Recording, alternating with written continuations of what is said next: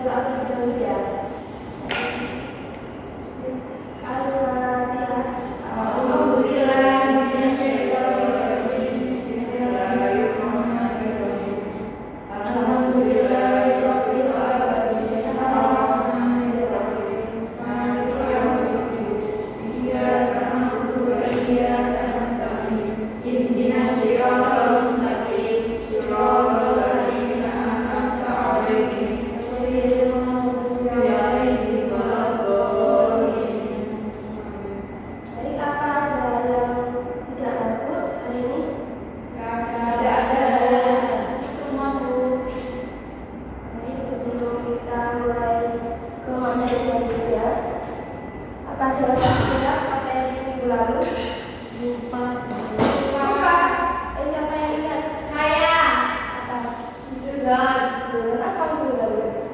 Berprasangka baik. Terus apa 3 objek husnuzon? Ada yang bisa husnuzon kepada Allah, husnuzon kepada diri sendiri, kepada orang lain. Terus siapa yang bisa menyebutkan contoh dari sifat husnuzon? Saya. Yang ketiga, Selalu bersyukur dan tidak menyesali keadaan yang terjadi. siapa lagi yang bisa? Saya bekerjasama dengan orang lain dalam kebaikan. Sudah? Tidak iri hati terhadap nikmat Allah yang diterima oleh orang lain. Selanjutnya kita akan membahas materi tentang sifat riya. Ada yang tahu apa itu sifat riya? Sombong hati. Yang lainnya? Riya itu adalah penyakit hati yang bisa merusak diri kita sendiri, yaitu amal kebaikan kita. Jadi riya itu menurut bahasa itu pamer. Nah, yang memperlihatkan, memamerkan, atau ingin memperlihatkan yang bukan sebenarnya. Sedang menurut istilah yaitu memperlihatkan suatu ibadah dan amal soleh kepada orang lain, bukan kata Allah, tetapi bertujuan untuk agar mendapatkan pujian atau penghargaan dari orang lain. Nah, riya tersebut dapat membuat perbuatan yang tercela dan merupakan dari syirik kecil, dan hukumnya riya itu adalah haram. Terus ada macam-macam riya. Yang pertama yaitu riya jali, yang artinya kebaikan yang disengaja dilakukan di depan orang lain dengan tujuan tidak untuk mengharumkan Allah SWT, tapi demi mencari pujian orang lain untuk kebanggaan atau tujuan selain Allah SWT.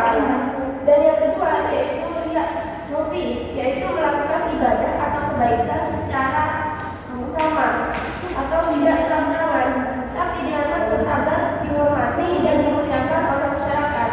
Riya kafi merupakan penyakit hati yang sangat halus dan samar, yang ujungnya sama dengan riya jali, yaitu bertujuan mengharap pujian dan sanjungan dari orang lain. Nah, jadi riya itu sangat berbahaya untuk diri kita sendiri. Selain perbuatan tercela, riya juga dapat merusak amal kebaikan kita. Terus yang ketiga yaitu akibat. Nah, akibatnya dari perbuatan riya yaitu yang pertama,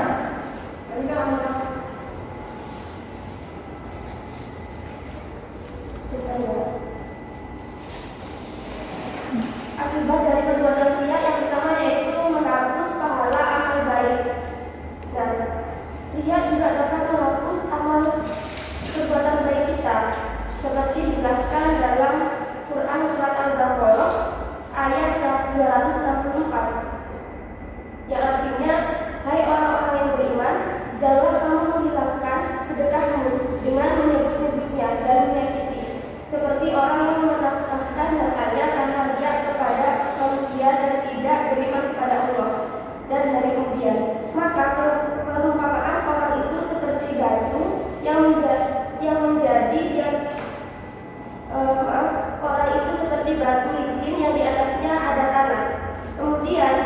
batu itu ditimpa hujan lebat, lalu menjadilah dia bersih, yakni tidak bertanda. Mereka tidak menguasai satupun hari dari apa yang mereka usahakan, dan Allah tidak memberi petunjuk kepada orang-orang yang kafir.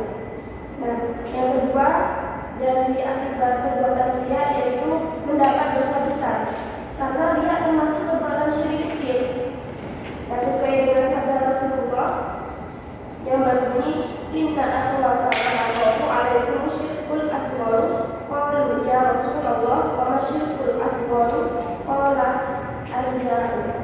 Nah, sesungguhnya yang paling kutakutan atas kalian ialah syirik kecil.